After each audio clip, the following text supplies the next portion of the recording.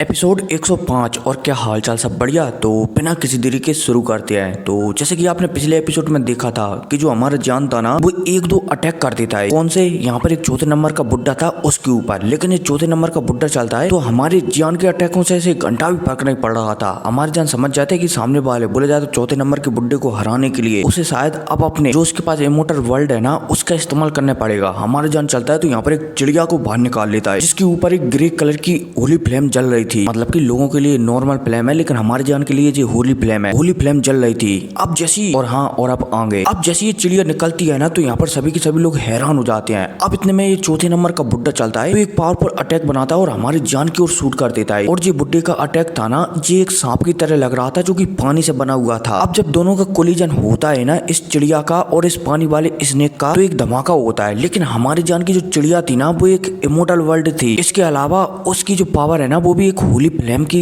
द्वारा ही दी जा रही है, इसलिए इमोर्टल वर्ल्ड चलती है। तो पानी वाला स्नेक था ना, उसे पलक झपकती डिस्ट्रॉय कर देती है। अब जैसे ये पानी वाला स्नेक पूरी तरह से डिस्ट्रॉय होता है ना, तो सामने जो बुड्ढा था ना, वो थोड़ी बहुत ब्लड की उल्टियां करने लगता है। लेकिन अब जो बुड्ढा चलता है तो एक तलवार बनाता है जो कि बहुत ही बड़ी थी और चिड़िया की ओर शूट कर देता है। अब जब ये चिड़िया बोले जाए तो हमारे जान का अटैक सामने वाली तलवार को आता हुआ दिखता है ना, तो हमारी जान की जो चिड़िया थी ना, वो अपने मुंह से एक आग का क्रिस्टल निकालती है और सामने जो तलवार आ रही थी ना, उसे भी डिस्ट्रॉय कर देती है। अब जान चलता है तो सीधा चौथे नंबर का जो बुड्ढा था ना, उसकी खुपंडी पर जाकर बैठने वाला होता है। तभी जो चौथे नंबर का बुड्ढा डर जाता है और यहाँ पर जो सोल क्लैन का बंदा आया हुआ था ना, उसे बुला लेता है। अब जैसे ये सोल क्लैन का बंदा आता है ना, और हमारा जान इस सोल क्लैन के बंदे को दिखता है ना, तो हमारे जान समझ जाता है कि ये सोल क्लैन का बंदा बहुत ही ज्यादा पावरफुल है और जिससे निपटना इतना आसान नहीं होने वाला। इसलिए जान चलता है तो तुरंत जो हमारे जान का होली फ्लेम स्पेस है ना, वहाँ के अंदर इस बंदे को ले जाता है। अब जैसे ये बंदा हमारे जान के होली फ्लेम के स्पेस में आता है ना, तो इसे सब कुछ समझ में आ जाता है कि सामने वाले बंदे के पास कम से कम दो प्रकार की तो होली फ्लेम है ही है। हमारा जान चलता है तो सामने वाले बंदे से कहने लगता है कि तुम्हें पता है कि जो डाउ की वर्ल्ड है ना, वहाँ पर तुम्हारे हून क्लैन को पूरी तरीके से मैंने ही मिटाया था,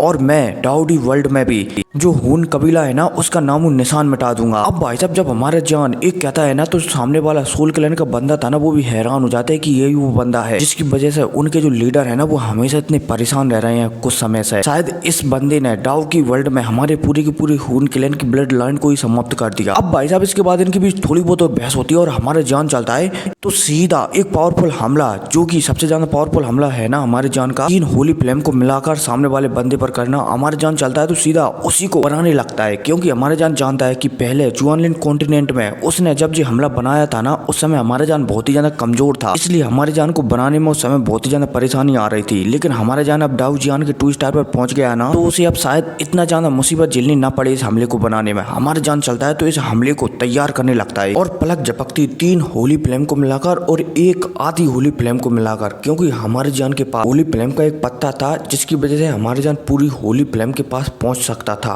लेकिन जो हमारे जान के पास होली फ्लेम का पत्ता था ना, वो भी थोड़ी थोड़ी होली फ्लेम निकालता रहता था। इसलिए हमारे जान चलता है तो उस होली फ्लेम को भी जो भी वो सीड बना रहा था ना, उसमें बना लेता है। अब जैसी जान 3.5 प्रकार की होली फ्लेमों से एक सीड बनाता है ना, तो इस सब पे इंतहा शक्तियां करने लगती हैं। अब इतने में हमें सामने जो बंदा था ना हून क्लैन का, उसे बताया जाता है। अब जब ये बंदा हमारे जान के पास 3 प्रकार की होली फ्लेमों को देखता है ना, तो ये समझ जाता है कि डाउ की बोला जाए तो डाउडी वर्ल्ड में इसके पास अब 3 प्रकार की होली फ्लेम है, तो कम से कम डाउ की वर्ल्ड में तो ये लड़का शायद सारी की सारी होली फ्लेम को कंट्रोल करता हो। लेकिन अब जो हून क्लैन का बंदा चलता है तो कुछ भी नहीं कर पाता और यहाँ पर सोचने लगता है कि शायद इस अटैक से मुझे बचना पड़ेगा और इस लड़के को किसी भी कीमत पर मारना पड़ेगा, वरना ये भविष्य में जो मेरा हून क्लैन है ना, उसे पूरी तरीके से समाप्त कर सकता है। इसलिए यहाँ पर एक प्रोटेक्टर चलता है तो एक बहुत बड़ा काले कलर की शक्तियों का बवंडर बना देता है। इसके अलावा जो उसका ब्लड है ना, उसको भी सेक्रीफाइस करता है और उसकी जो बॉडी है ना, उस पर एक बहुत ही ज्यादा पावरफुल कवच बना लेता है। अब जैसे ही हमारा जान सामने वाले प्रोटेक्टर को बोला जाए तो उन क्लैन के बंदे को ऐसा करते हुए दिखता है ना, तो जान चलता है तो जो भी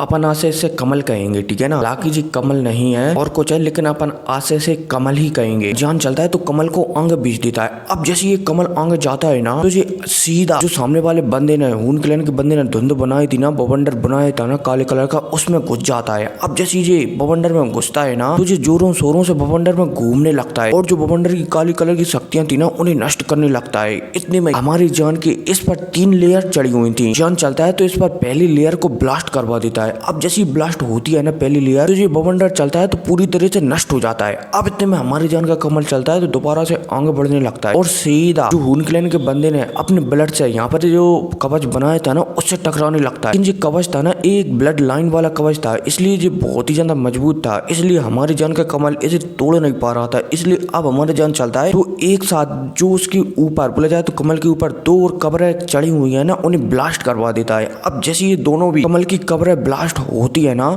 तो हून क्लैन के बंदे ने जो अपने शरीर पर कवच बनाया था ना वो टूट जाता है और जो आखिरा लास्ट उस पत्ती वाली होली फ्लेम का अंश बचा था ना वो इस बंदे से टकरा जाता है धड़ाक। अब जैसे ही हून क्लैन के बंदे से हमारे जान का कुछ कमल का कुछ अंश टकराता है ना तो जो हून क्लैन का बंदा चलता है तो इसकी जो बॉडी थी ना वो एकदम जलकर राख हो जाती है और जी एकदम अधमरा सा हो जाता है। हून क्लैन का बंदा चलता है तो अब यहाँ से भागने की सोचने लगता है। इतने में हमारी जान को बताया जाता है जो कि एकदम बेहोश सा हो जाता है और जमीन पर गिर जाता है। हालांकि गिरने से पहले जो सोल लॉर्ड थे ना वो हमारे जान की बॉडी को एकदम स्लो कर देते हैं और आराम से जमीन पर उतारते हैं, लेकिन फिर भी जान बेहोशी की हालत में चला जाता है कुछ समय के लिए।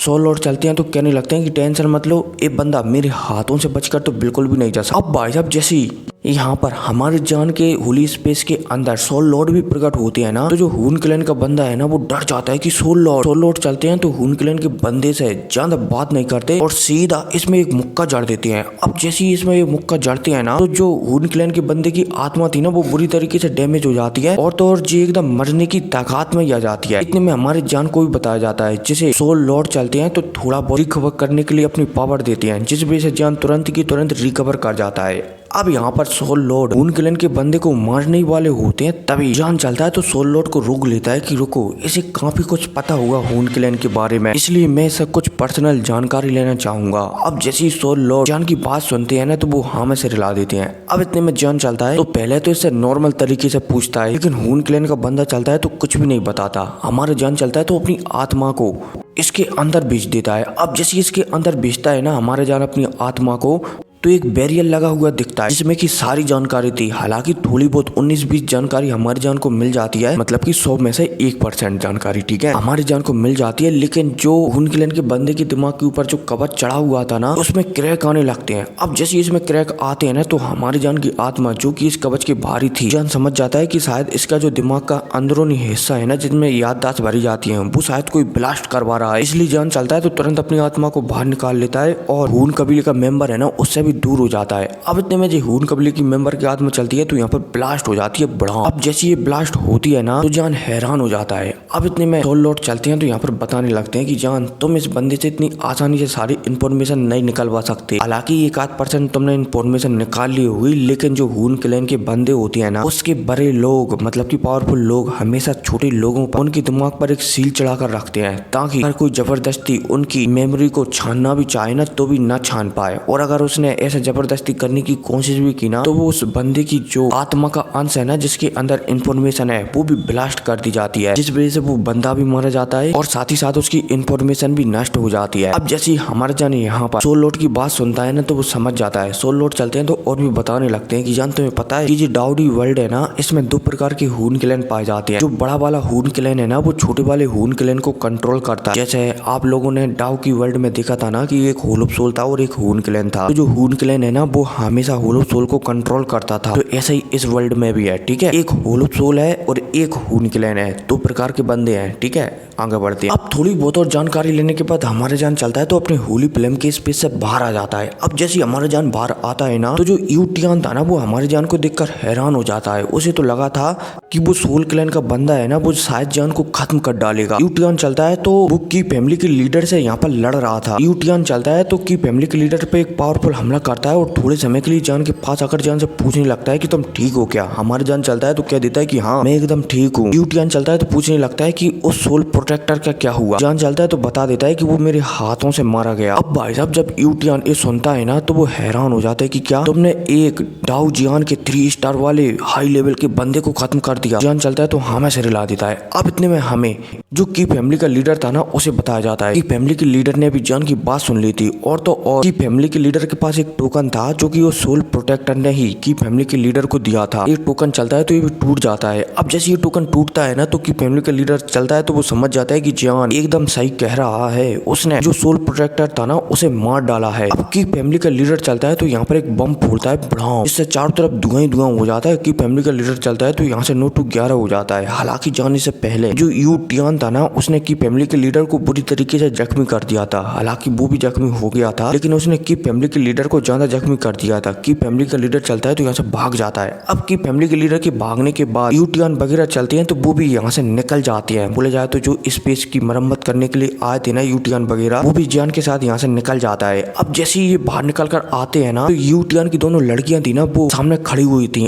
अब जैसे यू टियान की दोनों लड़कियां यू टियान और जान को देखती है ना तो वो बहुत ही ज्यादा खुश हो जाती हैं, लेकिन वो थोड़ी परेशान भी हो जाती हैं क्योंकि जो यू टियान थे ना वो थोड़ा जख्मी थे। लेकिन यू टियान की दोनों लड़कियां चलती हैं तो अपने फादर को संभालती हैं और साथ ही साथ उनमें से एक लड़की चलती है यू जोंग, तो वो जान को भी पकड़कर उसके कमरे में छोड़ देती है। जान चलता है तो कमरे में आकर किवाड़ लगाकर अपनी ट्रेनिंग करने के लिए बैठ जाता है। अब इतने में हमें यू टियान को बताया जाता है जो कि पलक झपकती 3 दिन बाद अपने आप को पूरी तरीके से रिकवर कर लेता है, मतलब कि तेजी से रिकवर कर लेता है 80%। अब रिकवर होने के बाद यू टियान चलता है तो जो की फैमिली का लीडर है ना वहाँ से बचकर भाग गया था, उसके ग्रुप पर हमला करने के लिए चला जाता है। अब जैसे यू टियान की फैमिली पर हमला करने के लिए जाता है ना तो की फैमिली का लीडर चलता है तो वो अपने सारे बुड्ढों को यहीं पर फंसाकर अपने बेटे को लेकर 9-11 हो जाता है। हालांकि जाने से पहले वो यू टियान को धमकी देकर जाता है कि मैं तुम्हें छोड़ूंगा नहीं। अब भाई साहब इनमें से 2 बुड्ढों को तो हमारी जान ने निपटा दिया था की फैमिली के, तो 2 ही बुड्ढे अकेले बचे हुए थे। तो 2 बुड्ढे चलते हैं तो एक तो इनमें से अपने शरीर को ब्लास्ट कर लेता है और दूसरा बुड्ढा ब्लास्ट करना चाहता था तो यू टियान चलता है तो उसमें एक मुक्का जड़ देता है जिस वजह से वो बुरी तरह से जख्मी हो जाता है। यू टियान चलता है तो उसे बंदी बना लेता है, बोला जाए तो गुलाम बना लेता है अपना। अब भाई साहब की फैमिली को पूरी तरीके से समाप्त करने के बाद हालांकि लीडर भाग गया है लेकिन निपटारा करने के बाद पलक झपकती 10 दिन और गुजर जाती हैं और यहाँ पर यू फैमिली में सभी के सभी लोग हैरान हो रहे होते हैं कि जो यंग जनरेशन का लड़का जान है वो आकर अपने कमरे से बाहर क्यों नहीं आया। जो यू जोंग थी ना वो सबसे ज्यादा परेशान हो रही होती है क्योंकि जो यू जोंग थी ना वो कहीं ना कहीं जान को पसंद करने लगी थी, इसलिए वो अपने फादर से भी पूछती है कि फादर जान बाहर क्यों नहीं आया। अब पलक झपकती 11 दिन गुजर जाते हैं और जान अपने कमरे में था ना वो अपना दरवाजा खोलकर बाहर आता है। अब जैसे बाहर आता है ना उसे पता चलता है कि वो 11 दिन से लगातार ट्रेनिंग कर रहा था। जान चलता है तो माफी मांगता है कि मैंने तुम्हें जितना परेशान किया उसके लिए मुझे माफ कर देना, मेरी वजह से मेरी चिंता में आपको इतना परेशान होना पड़ा।